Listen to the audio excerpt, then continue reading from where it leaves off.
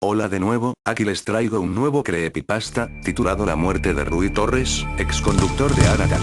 Yo trabajaba de camarógrafo en el programa de Art Attack en la época donde conducía Rui Torres, y las grabaciones se hacían en Londres. Él era muy dedicado y le encantaba su trabajo, además se llevaba bien con todos en la producción. Siempre cuando se terminaba de grabar un episodio, platicaba con él o hacíamos comentarios del programa, qué parte le gustaba más de programa, en fin, el tiempo volaba muy rápido en charlar. Se podría decir que yo era su mejor amigo, sin presumir mucho. Incluso me contaba sobre su familia, pues él tenía una hija recién nacida. Se le iluminaba la mirada cada vez que hablaba de ella, hasta fotos de ella tenía y me las mostraba, pero se sentía muy triste pues casi no sabía nada de ellas, las extrañaba muchísimo. Yo le decía que no tenía nada de qué preocuparse si él les enviaba cartas para hacerles saber que estaba bien. Aceptó mi propuesta y comenzó hoy mismo. Cada día le enviaba una carta a su esposa y esta le respondía, y también le enviaba fotos de su hija, que era lo que más quería en el mundo. ¿Cómo no apreciarlo, no lo creen? Un hijo es lo más maravilloso que el ser humano puede recibir. Rui también me contaba que estaba estudiando ingeniería en telemática, pues su carrera como actor no era lo único con lo que pudiera tener éxito, pero me decía que solo iba a estar trabajando un tiempo con Disney Channel y después regresaría a México para terminar sus estudios. Yo admiraba en parte a Rui por los sueños que tenía para darle lo mejor a su familia. Él era muy feliz hasta que los problemas comenzaron. Un día mientras grabábamos un episodio, dimos la primera pausa para darle un descanso a Rui. En ese momento llaman por teléfono, era su esposa, y por el tono en el que Rui le contestaba no era muy bueno. Cuando finalizó la llamada le pregunté qué era lo que pasaba y él me contestó con un tono molesto que no tenía nada. La pausa terminó y volvimos con el programa. Cuando terminamos de grabar, Rui se fue a su camerino enfurecido. Lo seguí para preguntarle qué era lo que tenía nuevamente, y me contó que había tenido una pelea con su esposa. Ella le decía que hasta cuándo iba a dejar de grabar ese estúpido programa, y él le respondió que tomaría un poco de tiempo, porque lo habían contratado para que grabara una segunda temporada. Su esposa nuevamente contestó enfurecida que nunca tenía tiempo para hablarle, que lo único que le importa es su programa y no tiene el tiempo suficiente como para hablar con ella. Él contestó que le manda cartas para saber cómo estaban, pero en ese momento ya había colgado. Rui estaba a tiempo, que solo lo que podía hacer era irme y dejarlo solo. Desde ese momento empezó a tener más y más problemas con Elena, su esposa, que hicieron cambiar el humor de Rui. Ya no era el simpático y energético de antes, ahora solo terminaba de grabar y se encerraba en su camerino, pero ese solo era uno de los tantos problemas que tuvo. En el 2002 ya estábamos grabando la segunda temporada, y al parecer todo volvió a la normalidad, y Rui se veía más contento, y todo su coraje había desaparecido, pero fue por solo un momento. Un sábado por la tarde estábamos Rui y yo en su departamento charlando, cuando su teléfono suena. Él contesta y se queda callado, su mirada comienza a cambiar hasta que emite un grito leve y cuelga el teléfono. Se altera demasiado y yo le pregunto que sí, que le pasaba. Estaba muy alterado y daba vueltas por todos lados. Vuelvo a preguntarle qué le ocurría y él me contesta con un nudo en la garganta: mi hija está muerta. Yo me quedé sorprendido, no lo podía creer yo también, y le dije que tal vez se trataba de una broma, y él me decía que no. Le habían hablado del hospital preguntando por un tal Rupillo Torres, al cual afirmó, y fue cuando le dijeron que su hija había sufrido una fuerte pulmonía de la cual no pudieron hacer nada. Él lloraba desconsoladamente y culpaba. Único que hacía, tuvo que irse a México para que él declarara por el cuerpo de su hija, para saber si no se trataba de otra persona, pero lamentablemente era cierto, su hija estaba muerta.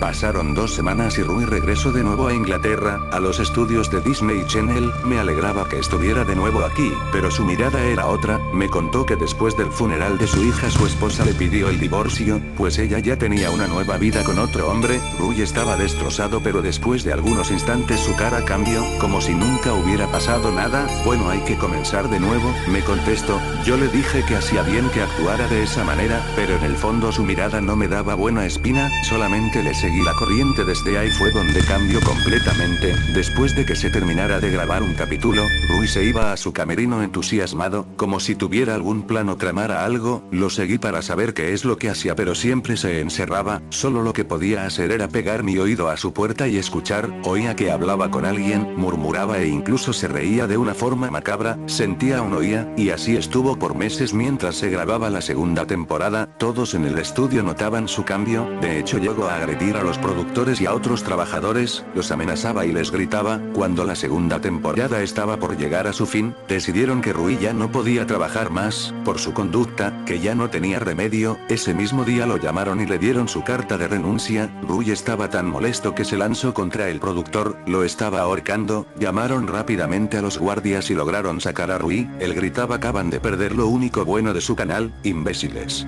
Gritó por todo el estudio hasta que no se escuchó ni una sola palabra más. Muchos trabajadores renunciaron por la conducta que Rui tenía, y los que quedaban temblaban del miedo y rezaban para que no les hiciera daño. Yo solamente guardaba la calma y trataba de no causarle muchos problemas. Nunca me imaginaría que perdería a un colega, aunque yo seguía trabajando ahí. Pasaron 4 meses de la renuncia de Rui que empecé a investigar en dónde se encontraba. Patty, una amiga del estudio, me contó que Rui se había trasladado a México, pues tenía que terminar su carrera de ingeniero en telemática, y quizás volvería a rehacer su vida. Me pareció algo extraño ya que una persona con la mentalidad de Rui no tuviera la capacidad como para seguir estudiando, mucho menos para tener una familia, pero decidí dejar a Rui que hiciera su vida como se le dé su gana. Yo aún tengo la mía y él la suya, esa como sea.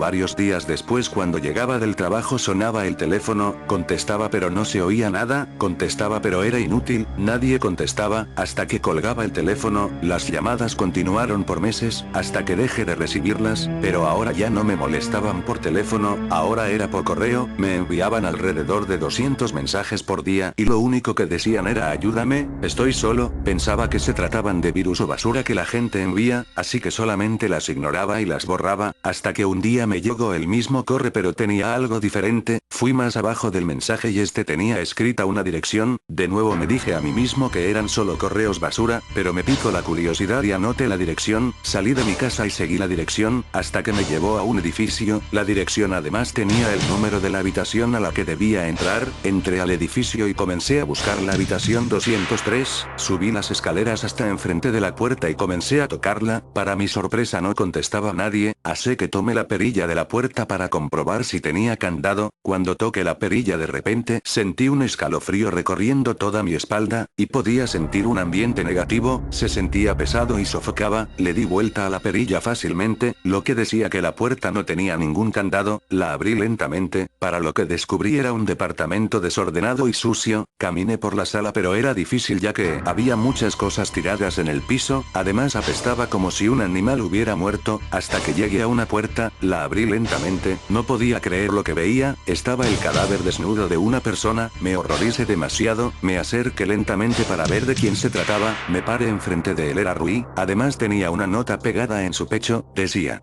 sé que cometí errores, nunca debí comportarme de esa manera, ahora estoy tan arrepentido que mi salvación es acabar conmigo, ya no tengo otra salida. Miré su rostro por última vez, lloré desconsoladamente. Estaba a punto de retirarme de la habitación cuando volví a oler ese olor, pero era aún más penetrante y provenía del baño. Abrí la puerta y encontré los cadáveres desnudos de 2 jovencitas envueltas en una tina de sangre, estaban desmembradas. Salí pálido de la habitación cuando volví a toparme con más cuerpos, incluso me sentía sofocado, como si algo me impidiera salir de ahí. Traté de correr pero era difícil. Cuando llegué a la salida, salí corriendo. Para mi buena suerte no había nadie en el edificio. Bajé las escaleras rápidamente pero aún tenía en mi mente esos cuerpos. Incluso empecé a escuchar risas que me alteraban más hasta que desperté. Estaba en el hospital, el doctor estaba en mi habitación y le pregunté qué era lo que había pasado, a lo que respondió que un inquilino de un departamento lo trajo, y que debía estar en la sala de cuidados intensivos para monitorear mi avance. Me quedé aliviado, el doctor me dejó para que descansara y cerró la puerta. En ese momento apareció una silueta de lo que podía ser Rui y me preguntó cómo me sentía, y yo le contesté que estaba bien, a lo cual le pregunté cómo estaba también, y él respondió que más o menos, que aún no se acostumbraba. ¿Te acostumbrarás?, le respondí. No pasó más de un mes y me dieron de alta. Desde aquí en adelante, ya nunca más estuve solo. Espero les haya gustado. Esta historia para mí tiene un 80% ya que mentí mucho en este tema y averigué lo suficiente. Me despido, adiós a todos.